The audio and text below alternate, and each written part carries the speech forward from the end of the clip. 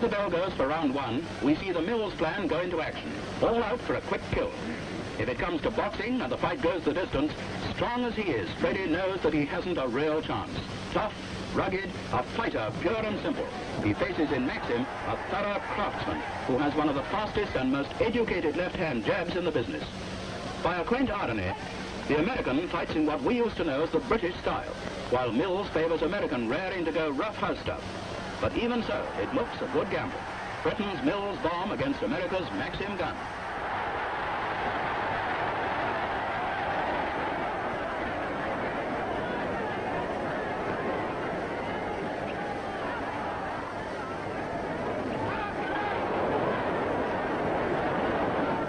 Should have finished it off. That was the blow that Freddie and all Britain were banking on.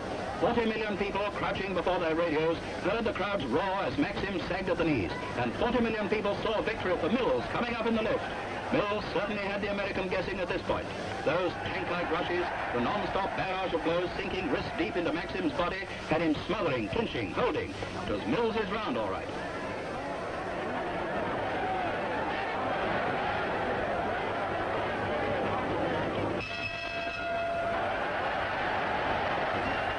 Round three, and Freddie is still full of steam. But Maxim is boxing a lot more confidently and obviously to a long-term flair. In the excited flurry and hurry of Freddie's rush and bash methods, much of the American's clever work inside passes unnoticed, except probably by Freddie.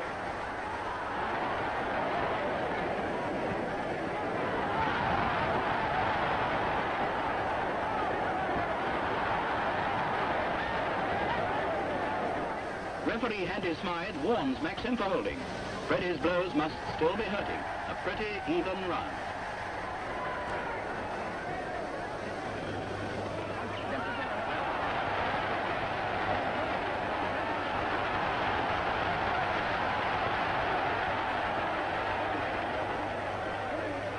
And now the fight begins to turn.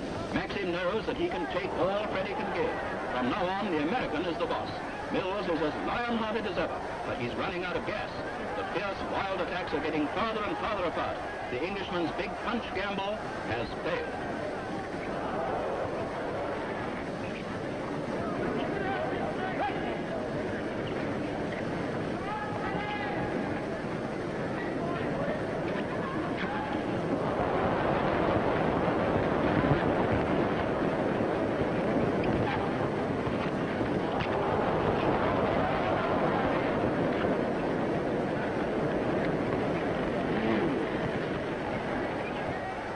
Maxim cuts loose. Mills is reeling, and for the first time in the fight, he's on the defensive.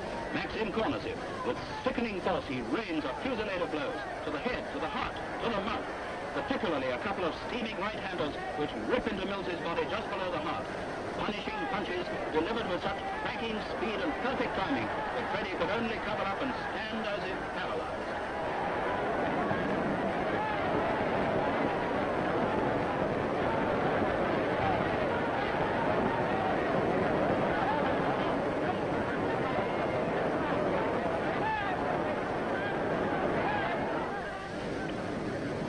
Round 8. We're skipping a bit, just picking the highlights. By now it looked as if the fight would go the distance. But now here's the surprising Freddie making a typical Mills comeback. He's been on the receiving end from the 5th round. Those stabbing left jabs have lanced and gashed his mouth, but drawing on his waning reserves, the Englishman flails into Maxim again. The old Mills left hook goes into action, and the crowd roars with renewed hope. But Maxim fights back more strongly than ever, hooking and jabbing. And it's a very tired Mills who walks back to his corner.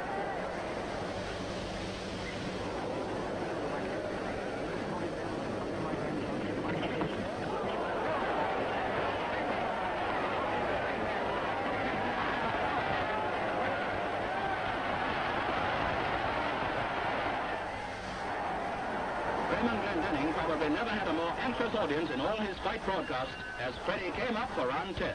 As it turned out, this was the last round.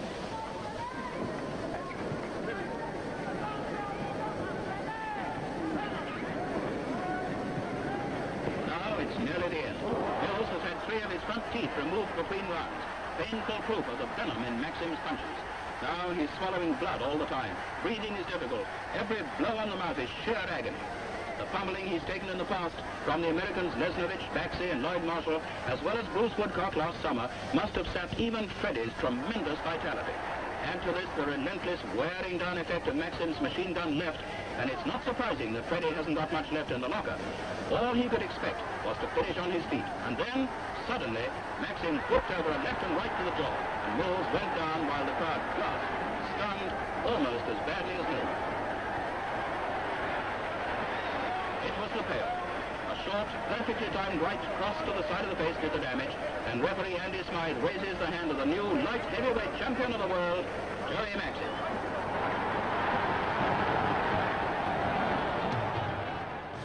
There, folks, this is Jim Stevenson taking you back to May 30th, 1951, Chicago Stadium.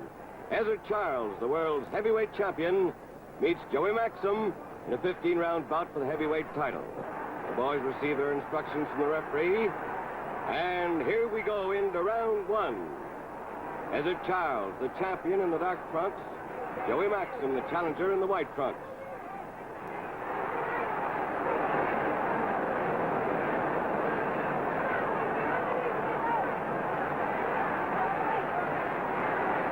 Charles has been installed a 3-1 favorite tonight. He's got a much more impressive record than Maxim. Ezzard's been a pro for 11 years. His record shows 81 victories, 45 by KOs, 1 draw. He's lost only 5, and he himself has been knocked out just once.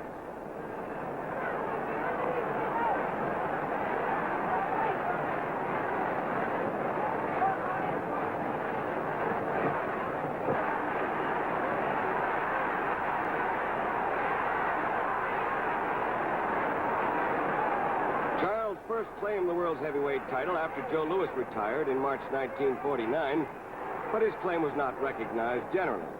3 months later, he defeated Jersey Joe Walcott, and after that, he also took a 15-round decision from Joe Louis, who was trying for a comeback.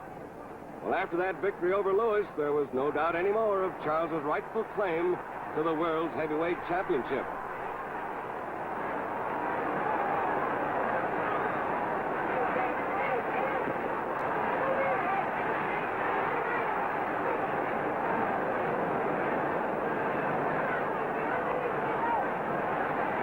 The dope on these two men.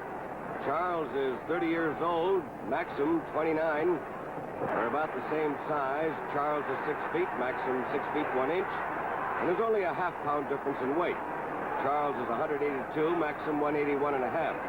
So physically, they're just about evenly matched.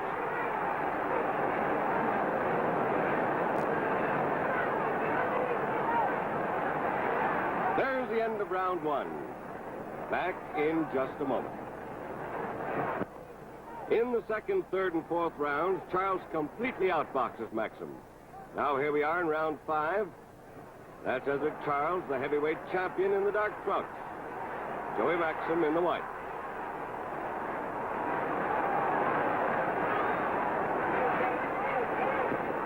Maxim won the world's light heavyweight championship from Freddie Mills, the Englishman, in January 1950 by a 10th round knockout. He's been in the ring for 10 years. He's had 92 fights, won 75, 20 by knockout.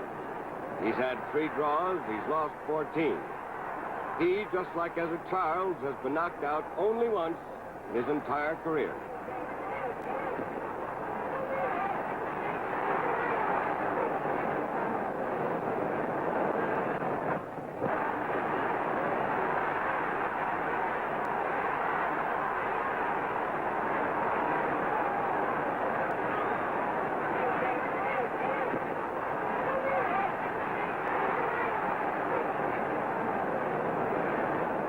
Maxim's never been known as a hard hitter.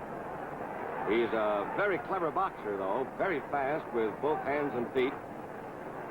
Keeps moving and punching.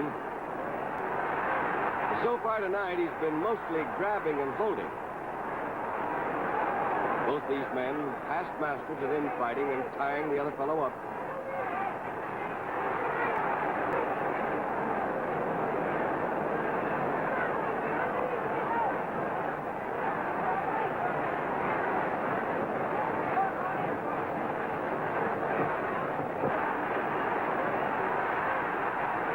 Maxim's manager is the famous Doc Burns, who managed Jack Dempsey and Mickey Walker.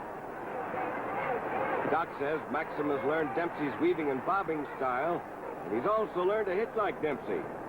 Burns says he's confident that Maxim will win the heavyweight title from Charles tonight.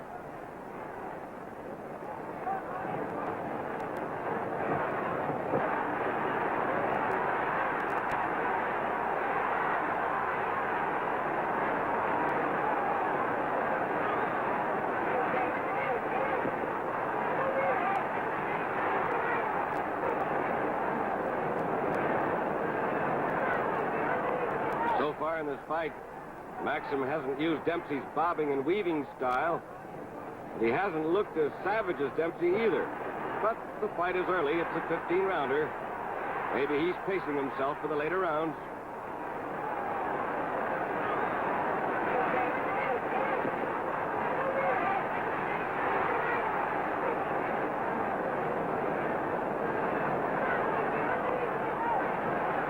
There's the end of round 5. In the 6th, 7th, and 8th rounds, Charles punches Maxim all over the ring and opens up several cuts on Maxim's eyes. Maxim is pretty tired, but Charles can't knock him out. Now we're in round 9 of this 15-round heavyweight title match between champion Ezzard Charles and Joey Maxim, the challenger.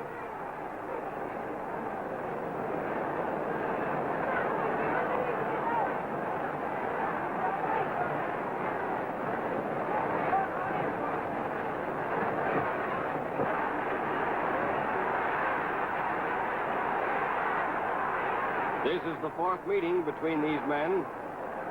Charles won the first 3 fights, but this is the one that really counts. This is for the heavyweight championship, boxing's richest prize. Maxim's dream ever since he became light heavyweight champion has been to win the heavyweight crown.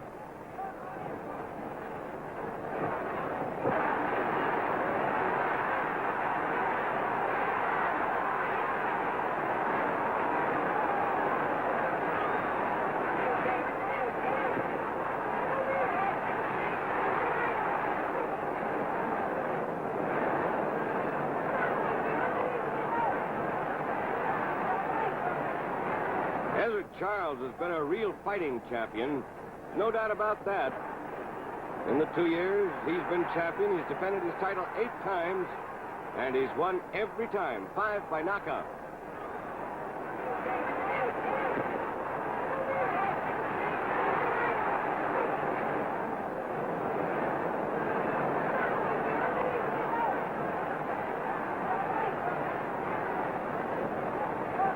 Maxim's been completely on the defensive tonight, content to counter, letting Charles force the fight and do the leading.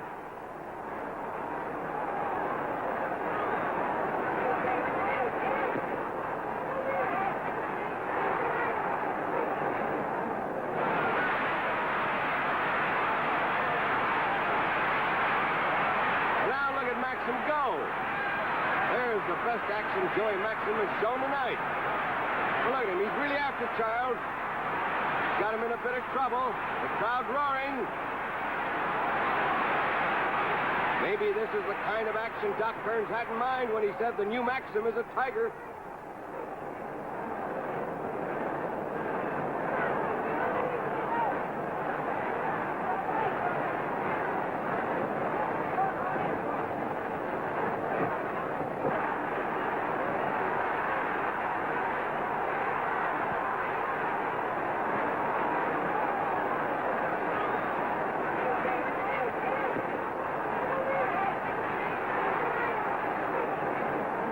The end of round 9, back in just a moment. From the 10th round through the 14th, Charles betters Maxim all over the ring, and several times has him on the verge of a knockout. But Maxim weathers the storm, and now here we are in the 15th and final round between Ezzard Charles, the champion, and Joey Maxim, the challenger. This battle for the heavyweight championship of the world here at Chicago Stadium.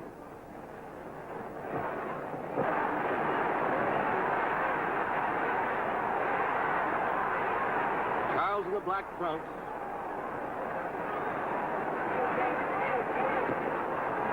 Except for that one flurry in the 9th round, Maxim has not looked like the Jack Dempsey Doc Hearn said he was. He's way behind on points. If he's going to win the heavyweight title tonight, he's going to have to do it by a knockout in this round.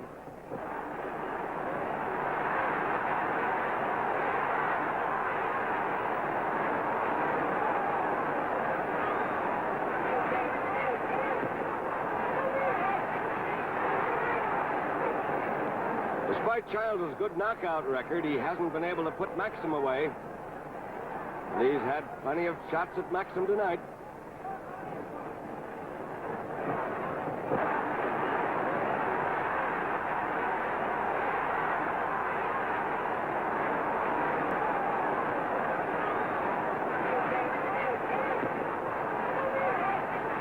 This fight proves one thing beyond any doubt, and that is Charles is completely recovered from the injury to his heart muscle 2 years before. Ezzard's been going at top speed for 15 rounds tonight, and his heart must be okay to do that. He certainly looks in better shape than Maxim.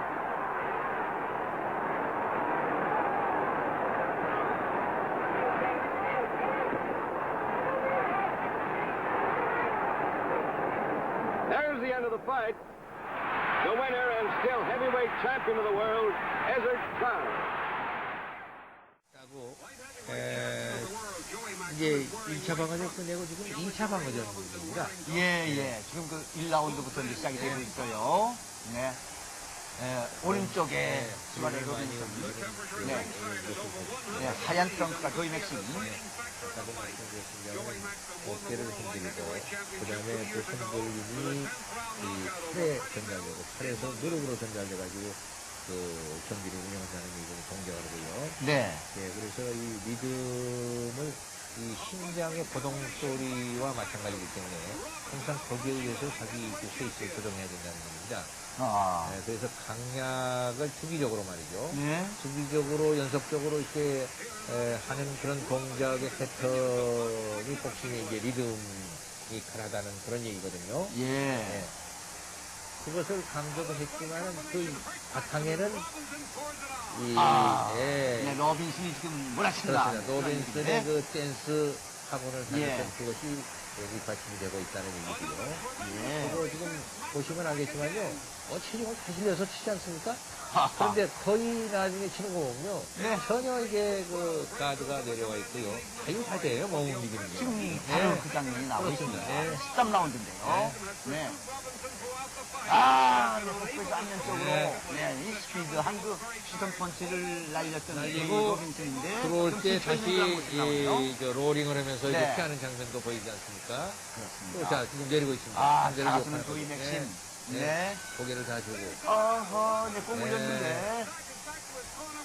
많이 지쳐있는 모습의 이게요, 로빈슨. 기록을 보니까요, 그 라이트의 조명이 40도에 가까운 말이 열기 때문에 일방적으로 이기고 있으면서도 다 지켜버렸다는 거예요. 그래서 스피드는 As a fellow that knows he's facing a mountainous task, Joey Maxim, as he comes out for round 15 against Archie Moore.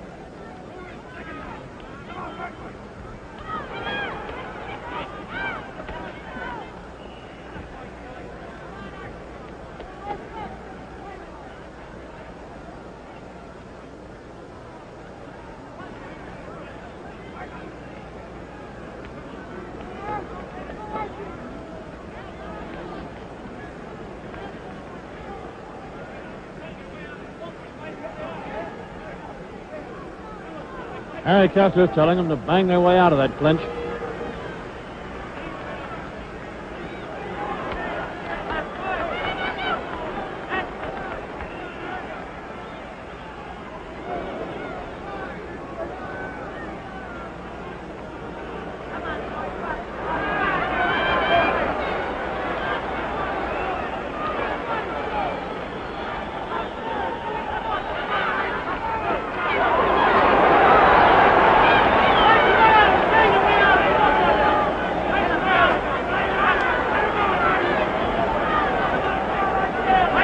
There's one long, long minute to go.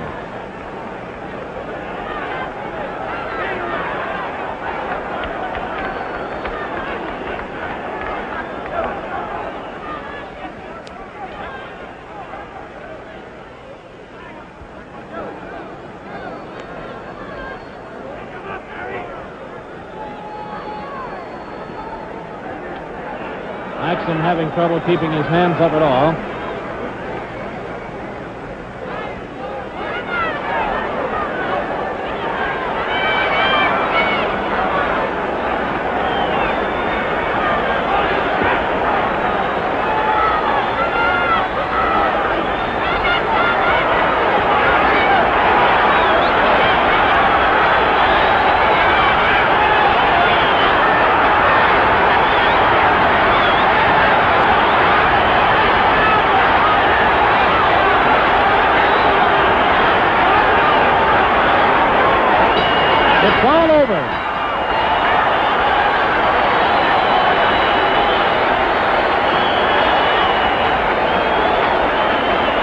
That's Archie Moore. After 15 grueling rounds, as he bids for the light heavyweight championship of the world. And of course, that will be determined by the referee and the two judges. Over in the other corner, there is no joy at all. Maxim, however, is on his feet talking to his veteran manager, Jack Kearns, with both cheekbones badly swollen, a cut over his left eye. If any of you folks saw the time that Henry Armstrong lifted the welterweight crown from Barney Ross, you'll recall that Barney absorbed some terrific punishment but stayed through the entire 15, as did Joey Maxim tonight. Courageous to the end, but you can see the punishment that this stout-hearted boy from Cleveland had to absorb from Archie Moore, who put up one of his greatest showings as he attempted to wrest the crown from Joey Maxim, and whether he did or not, of course, now is in the laps of the judges and the referee. John Curley is collecting the ballots, and we will have the official decision involving the light heavyweight championship of the world in just a second or two. Here are the total points. Judge Howard Hatch scores 82 for Moore, 68 for Maxim. Judge Fred Connell scores 87 for Moore, 63 for Maxim. The referee, Harry Kessler, scores 76 for Moore, 74 for Maxim. The winner by unanimous decision and the new light heavyweight champion of the world, Archie Moore. Archie Moore. And the new light heavyweight champion of the world, Archie Moore. After 36 years, Archie has finally come into his own as he wins the unanimous decision in the 129th bout of his career, and it's his 105th win. Wearing black trunks with white stripes, he weighs 177 pounds, from Cleveland, Ohio, the former light heavyweight boxing champion of the world, Joey Maxim.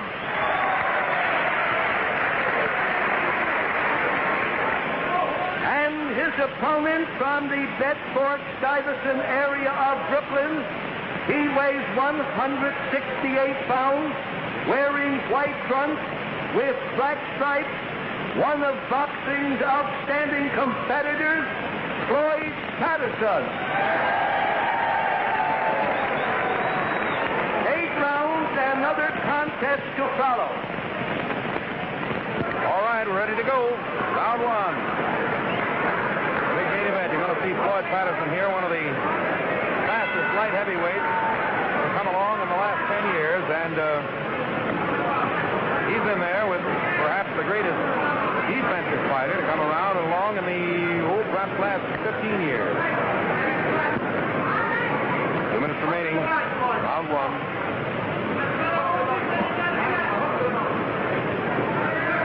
By the aggressive, you will see been an artist at tying his man up. Attempting to do just that, and it'll be Patterson's strategy, of course, to try to keep Floyd from doing it. Good overhand right.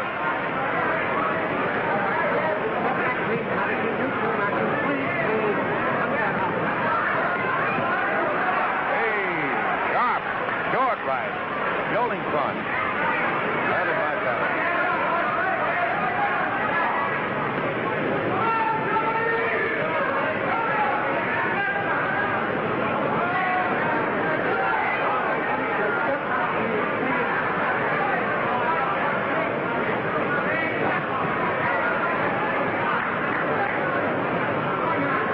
Very fast round. 1 minute remaining.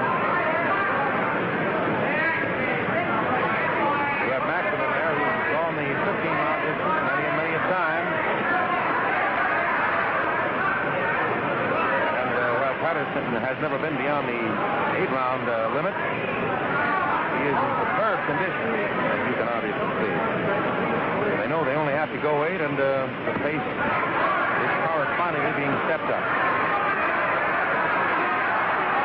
30 seconds. Maxim doing a bit of scoring of his own.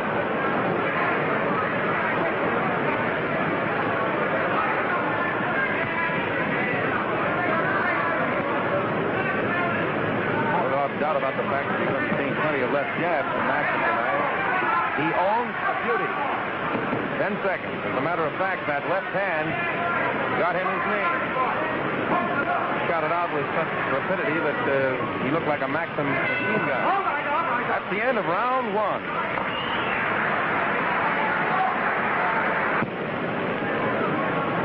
Round 3.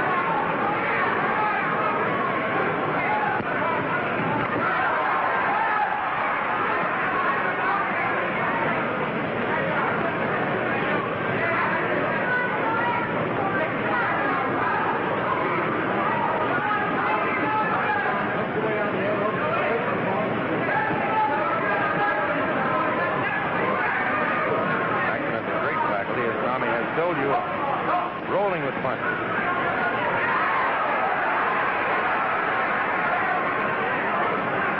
Patterson didn't roll with that one.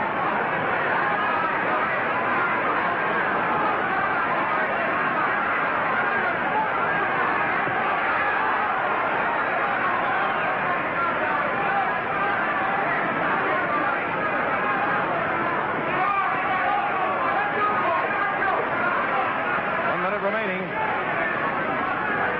Round 3.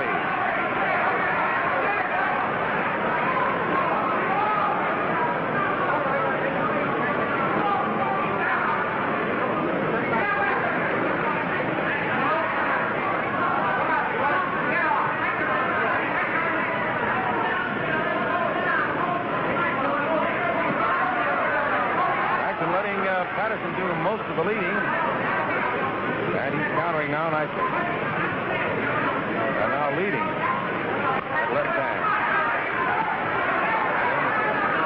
About 20 seconds left in the round.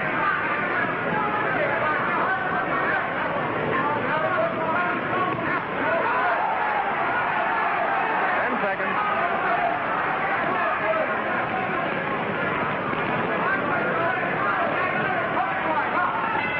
That left hand clicks out. That's the end of round 3. Round 6 are coming. Here it is.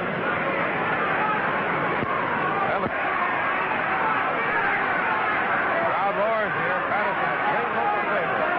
2 minutes remaining in the 6th.